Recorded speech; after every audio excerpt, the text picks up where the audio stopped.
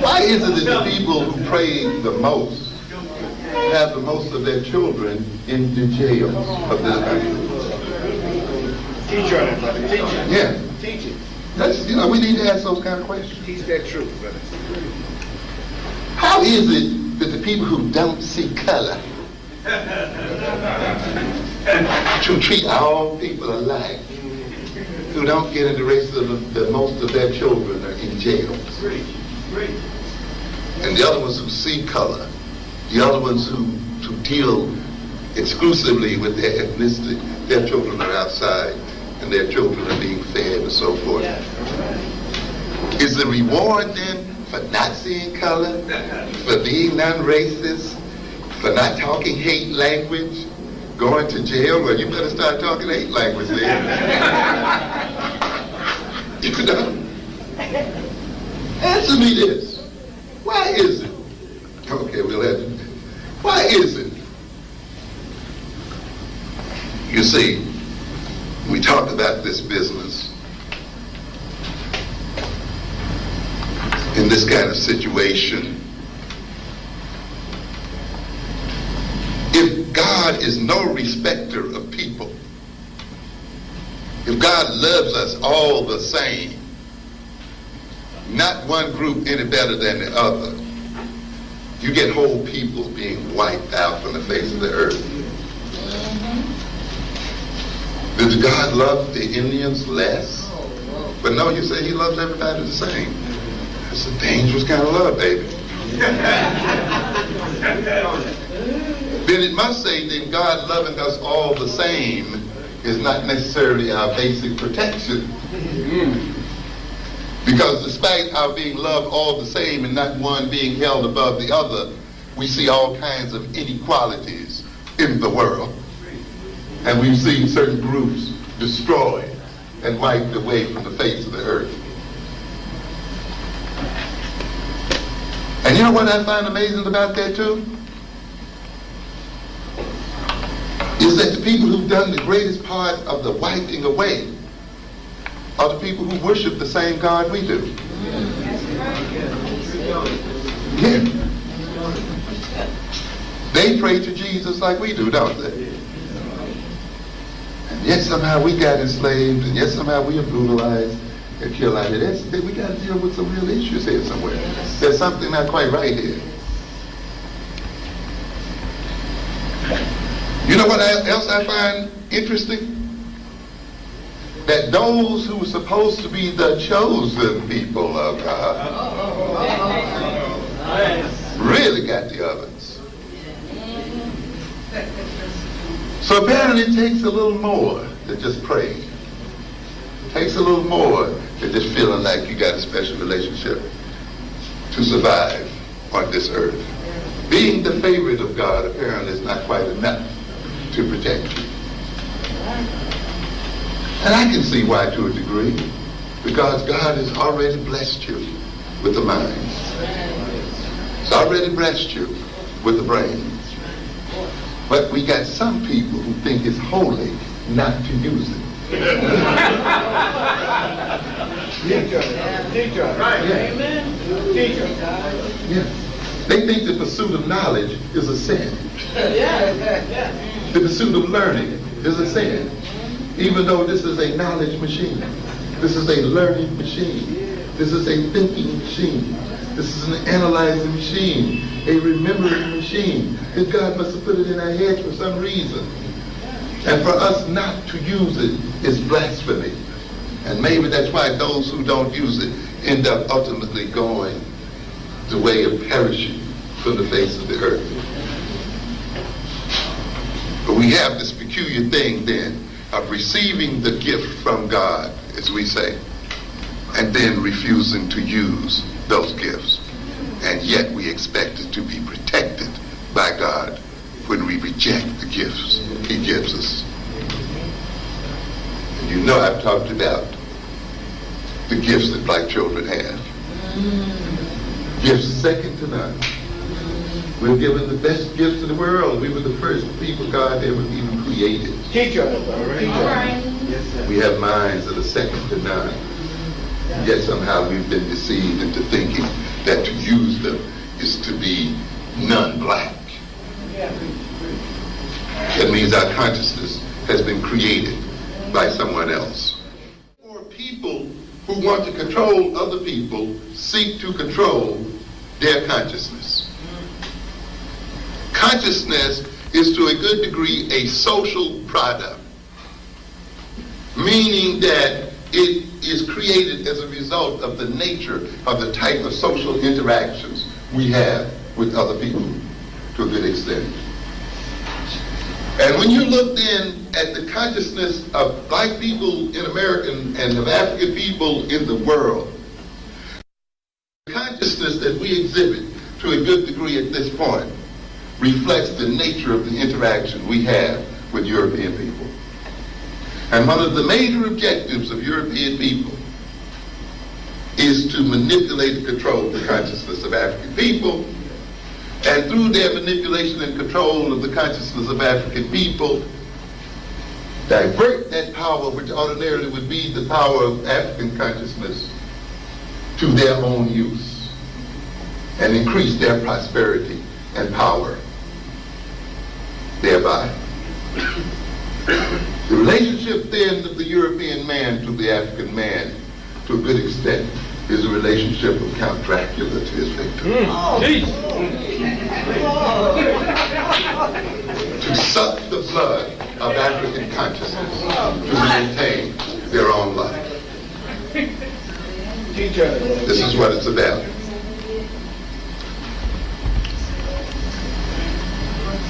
Let's be a little more concrete. I see consciousness as being composed of at least three elements: contents, and what I call instrumentalities, and directional organizational factors. What do I mean here? Consciousness contains things: knowledge, perceived knowledge, beliefs, opinions, our conditioned emotions, our conditioned behavior, behavioral orientation, our perception of ourselves, our worldview. Consciousness also has in it our unconscious drives and motives. We are driven by things we're not even aware of. That's part of our consciousness and the moods we are in. Consciousness also contains what I call the methods of information processing.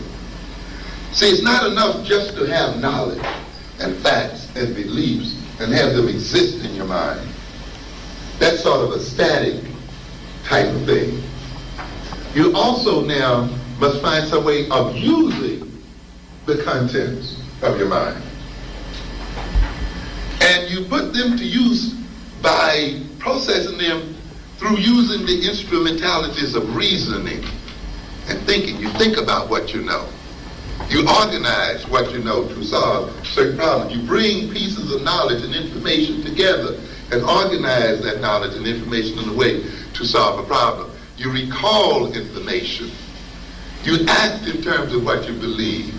You use logic, critical analysis, deductive reasoning, inductive reasoning. All of these are means by which we work on knowledge and information and work on our perception of the world as we see it.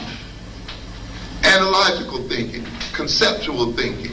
We look at events going on in the world and we abstract a rule. Well, every time this happens, that happens. And we can even put it in an equation of some kind. X plus y leads to this, or x squared plus this, which can describe phenomena that occurs in the real world. It means we have abstracted from what we see in the world a rule, you see, and set of rules. We infer from what we see about things we do not see.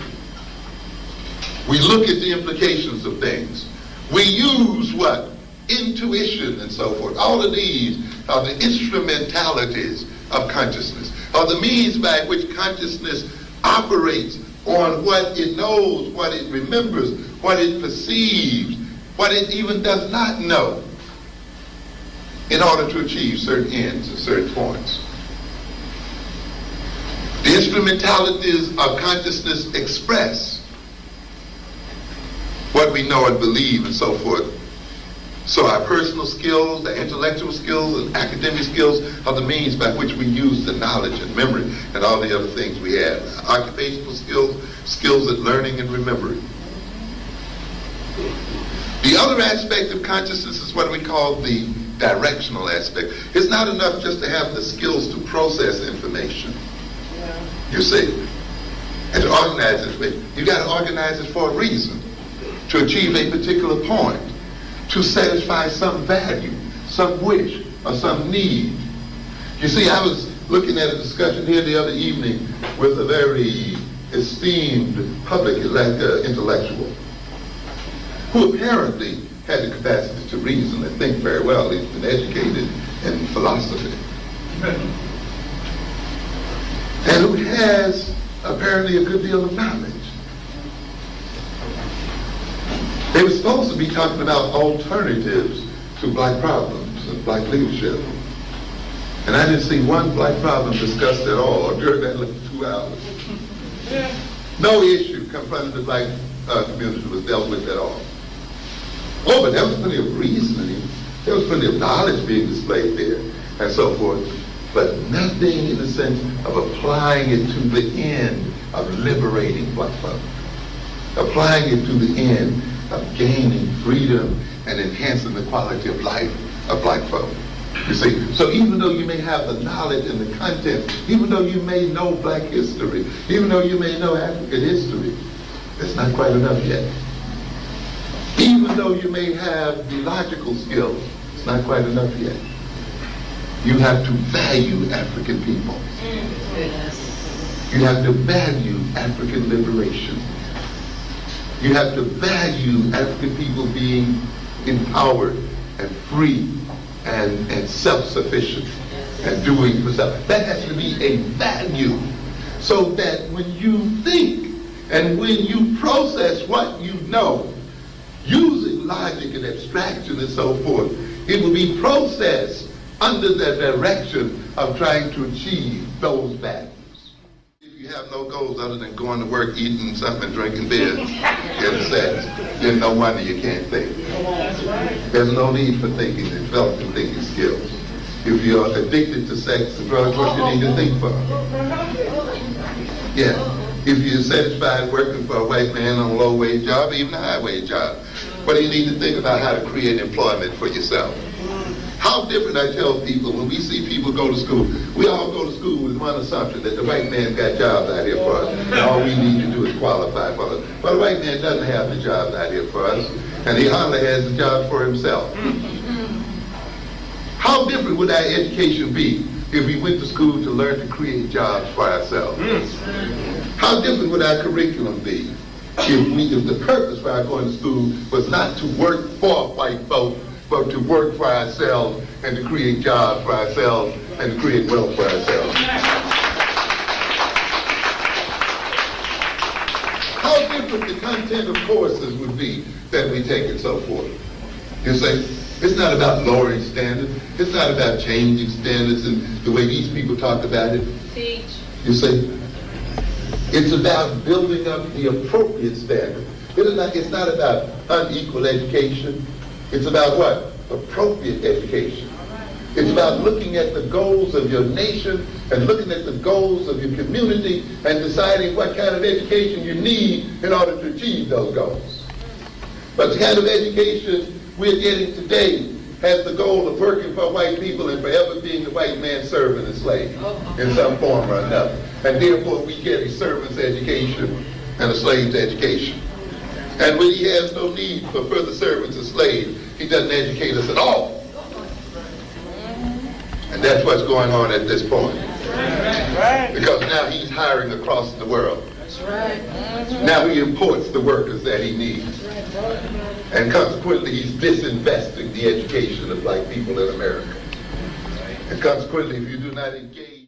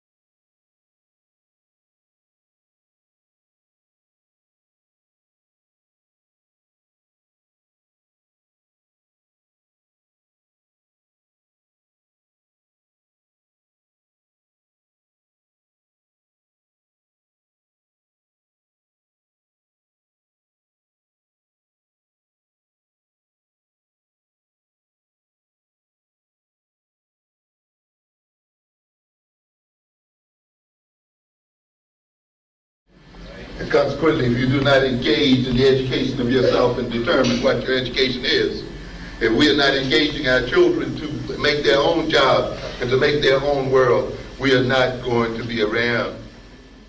And so therefore, one of the first ways our consciousness is falsified is that we fill our minds with irrelevant knowledge or no knowledge at all, or false knowledge, false beliefs, false wishes, all kinds of fantasies. We're going to live together in a raceless world. We're going to live together in a classless world. Negroes sitting around waiting for the classless society to occur. Waiting around when all people are going to live as one. Girl, you keep waiting. You won't be here to see it. Oh, we may get a raceless society one day, but you might not be one of the races enjoying it.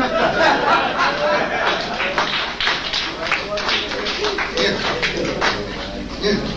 But when you have that kind of fantasy, and that fantasy fills your head, when you think that the thing that's going to solve all the problems is that people love one another, you know, that they respect one another. You get a lot of preaching on Negroes on that behalf. Some of these public intellectuals, we must respect the humanity in each other. What the hell does that mean? How does that feed anybody? How does that employ anybody? You got some Negroes who engage in magical thinking. They think that if they teach their children to love all people, you know, I don't teach my children about color. I teach them to love and respect all people.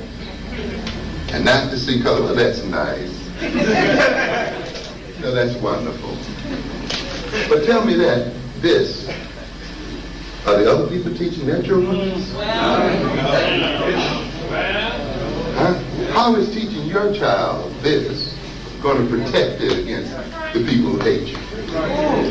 Do you think by teaching yourself this, by some magic osmosis, other people are going to achieve the same consciousness? You're out of your mind. And yet we get something like people who think that. So they sit around the weakest of people, the most downtrodden of people, teaching their people how to love their enemies. And then wonder why they catch hell at every turn. Yeah, you can do that if you're willing to be dead and let people just run over you and do the end. And if someone has convinced you that that's the essence of religious life, fine, it's all right. But I'm telling you, you see, we got a lot of people who are caught up in that thing. So therefore, our masters will put that kind of religion into us, you see, and they will see that as the essence of religion. I've told you many times that the major problem out here, the reasons why our children are where they are, is the result of law-abiding, church-going Negroes. Yeah. And it's not the children and the youth who are the greatest criminal threat to the black community. It's law-abiding Negroes. It's Negroes who believe this white propaganda and this falsified religion. Yeah, who can't see color, and therefore they can't see their own colored children. Yeah. Who in their efforts to be sanctimonious and good create evil. Yeah, because someone told them being good is giving these other people who got more money than they know what to do with their money while they rob their own children. And then they wonder why they fear them as they walk down the street. Who told them love means giving the Koreans all of your money and supporting their children and keeping them out of crime, while you're on the street and you need the jobs and in need of being cared for. But someone has convinced you that love means to ignore your own children and love someone else's children better than your own. And you feel holy, you feel good when you do it. Someone has made you feel guilty when you concentrate your attention on your own children. Someone has told you to love everybody. And you're so busy loving everybody, you can't get around to loving yourself. You can't get around to loving your own. How is it that people filled with self-hatred and have not come to love themselves can appropriately love any other people? And yet we are asking the very people who've been most psychologically abused and destroyed to carry the whole world on their shoulders and to become the universal saviors of mankind. We got some joke out here talking about the universal saviors of Islam. You could save the world. The Arabs don't need you to save them, Negro.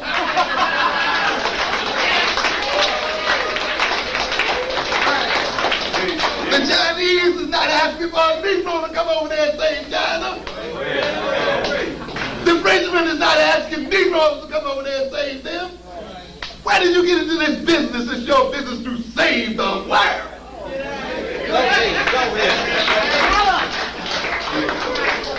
And that's why you can't do anything for yourself, because you're too busy doing it for everybody else. You're too busy loving everybody.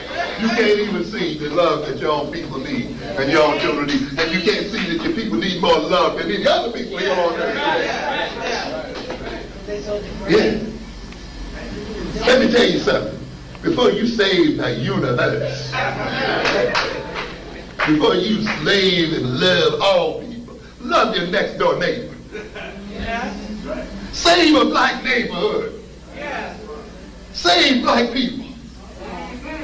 And if you can demonstrate that you can save black people, that you can save your next door neighbor, that you can save your family, that you can save your son, then maybe the world will be ready to listen to you and ask for your help. But you got a bunch of Negroes who walk around here and haven't demonstrated their capacity to save anybody. And they're talking about universal love, and we're talking about universal values. What the hell does that mean? And they're supposed to be superior to somebody who's committed their lives to African people. Come on. Who said, well, I see this people, and I'm a person of finite capacity. I cannot save everybody at once. And therefore, I will save this or try to administer this. But you're supposed to feel guilty because you've decided to save people. The most religious person is the person who gives charity to those who are most in need of it. And when you look at the people who are most in need and the youngsters who are most in need of charity, they're your own children. And therefore, if you're going to be truly religious, you will be most charitable to your own at this point. Yes, sir. Yes, sir. Yes. But you see, if you're not capable of discrimination, if you can't see color, you can't see the need. You see? And if someone has convinced you that being religious is being blind, then you can't see the need, and you can't see it's your own children and your own people who need your money most. It's your own children, your own people who need your wealth most. That you will help the world and bring peace into the world. The degree to which you spend your money with these black children and black people, to that degree you will bring peace to America. Yes. You're ready to accept the idea that we are causing and we are disturbing the peace. You're ready to accept the idea that we are the major threat in America. You're ready to accept the idea that black men are irresponsible and black boys are the terror of the world. Then why aren't you ready to accept the idea that they need your help most of all? You see, but you can only discriminate in a backwards way. And because you discriminate backwardly, or because you don't discriminate at all, and someone has told you that means that you're religious and you're sanctimonious, that means you're ignoring people who are in need, and that means you can't discriminate between people who don't need your money and people who do, which means that ultimately you end up enriching the rich and impoverishing the poor, and the poor then, as they react to the impoverishment with crime and other kinds of things, then create and disturb the peace and destroy the peace, and that means that in your goodness, you're actually creating sin. Right. Yes. Yeah. Yeah. But see, that's the way a white man runs it on you.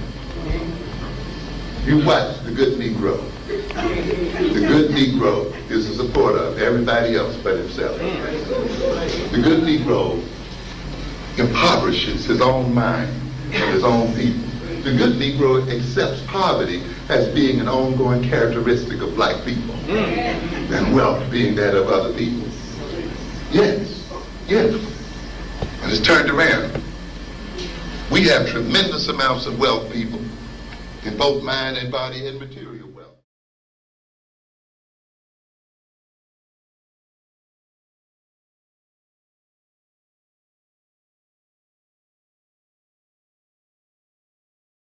In the beginning was the black woman.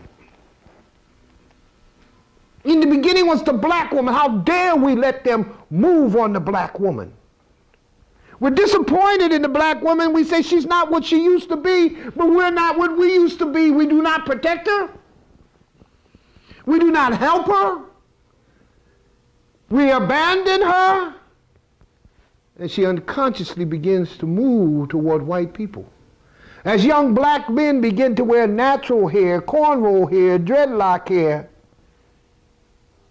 the young black girl's hair turns colors. It's now blonde, orange. It's now got a ponytail, making them look like horses' behinds. Our children now, not nobody else. Our children being driven insane, and instead of moving on it, we make fun of our children. We make fun of anybody who's brainwashed. How dare we make fun of the brainwashed when we know they're brainwashed? That's true. In the beginning was the black woman.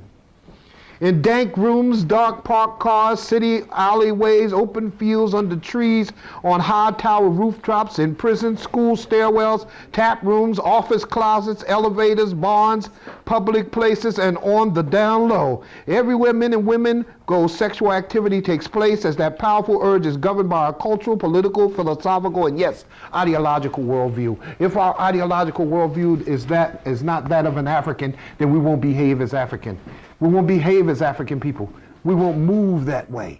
It won't happen. Now, we can't romanticize and fantasize that she is what she used to be. We can't romanticize that we are what we used to be. We must recognize the problem. African woman is under siege. It started with color purple, and here they come, here they come. Here they come. Why? Why?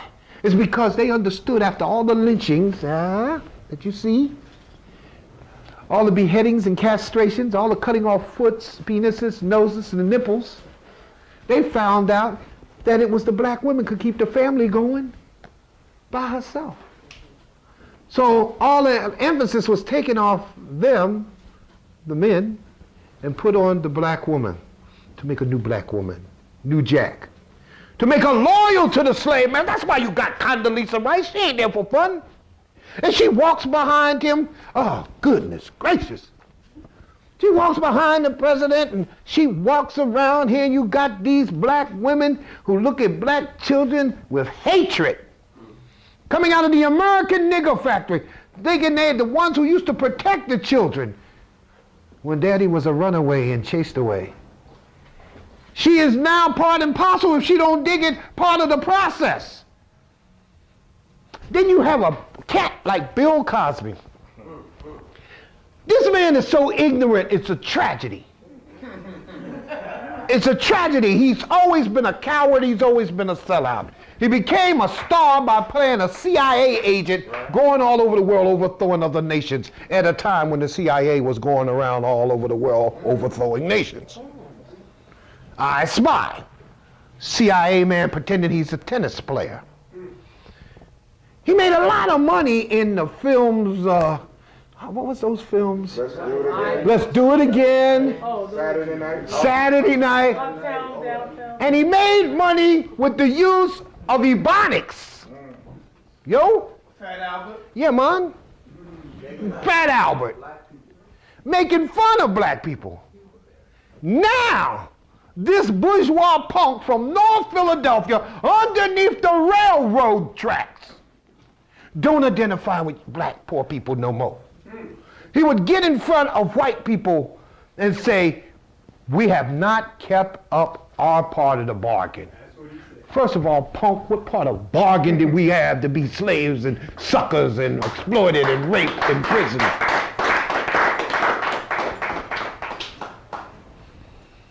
This man's a tragedy, I'm telling you. But he's made by the American nigger factory. He's given opportunity. He started talking about ebonics. What they were saying, and I happened to be in Los Angeles when this story broke, in Oakland. And what they were saying is that educators need to understand that English was black people's second language, and even though they didn't know they first, they spoke ebonically, just like anybody else would speak, with an accent. Just like Asian people can't say rice, they say lice. Right. They don't say that's Chicanics.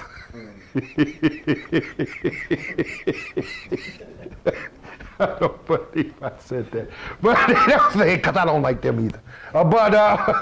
They don't say that's any kind of onyx or something. Matter of fact, they supposed to be so smart. Make good cars. Because they ain't black. Their mortal enemy is black people. Henry Kissinger, he can't even speak. They can't speak. Arnold Schwarzenegger can't speak. He can't speak. But that's not what they were saying. They were saying you have to respect their language. You can't categorize them as special and needy and having learning disabilities because they speak Ebonically. I write Ebonically. And when you read me, you read me and say Gotta, G-O-T-T-A, Outa, O-U-T-T-A, truth and soul. Because that's how we speak. I write exactly how I speak. I hate the bourgeois so much I don't even want to sound like I'm in the book. I don't want to get lost with all sex prisoners. My body parts belong to somebody else, I say. And sometimes when we're feeling frisky, no, man, no. I don't identify with the indigenous bourgeoisie in any way, form, or fashion except to say they're enemies of the masses of the people in the revolution. So therefore, I don't want to sound like them. I don't want to look like them. I don't want to dress like them. I don't want to talk where them. I don't want to teach where they teach. I don't want to be where they be. Sellouts. The process wouldn't work without black sellouts. So what they were saying ebonically is understand that a child could be brilliant, but if they talk like they're from the hood, ain't nothing wrong with it because that's our language. That's the legitimate language. You ever see ESPN and you're watching the highlights and he said, oh, there he goes, he's doing it and he's doing it and he's doing it well. And there he goes and Larry disses Joe and using the exact ebonics that our children are blamed for being backwards, for using. Oh man, our children got a rough thing to go through, and to go through it alone, we need to go somewhere and sit down. We should be ashamed if we let them go through this alone, because we're supposed to know what time it is. If we don't know, how the heck they gonna know? They were born in this culture. They were born with video games and everything. They don't remember. They related to what? Measured it against what? This is what I know. When I was born, there was the Lion King. There was Shrek. And we sit them down, be still, have a cookie, and watch this stuff. It's part of the American Nigger Factory. The second part of American Nigger Factory is the communication system, the mass communication system that drives us all bourgeois. And sex prisoners fit right in there. Because now that's the South Park people got a film coming out with propaganda making fun and glorifying white imperialism with puppets. And the puppets are going to have sex, because white people, you know, whenever they got sex. If they got a dog, if they got a gerbil, whatever they got, they're going to have sex with it. They're barbaric and savage. This is not me just name calling, this is their behavior. So if in fact they control the culture and they control your worldview, how could you become anything else but one of them, which is a sex prisoner? Once a sex prisoner is controlled, then we can use subliminal seduction. Subliminal seduction is something that they use, it was founded when in the film industry, like every 28th or 29th frame, it would say popcorn, popcorn. And your unconscious mind would pick it up, but your conscious mind wouldn't pick up soda, Coke, you know. And that's how it's illegal. That's how when people sit down and say, I'll sit down and see a movie, but I can't see a movie without popcorn. Microwave it, give me something. Oh man, America's fun. Well, you know what the deal is? It's fun. It's a big joke. The only thing is that the blood will run. So with this subliminal seduction, they start using sex scenes.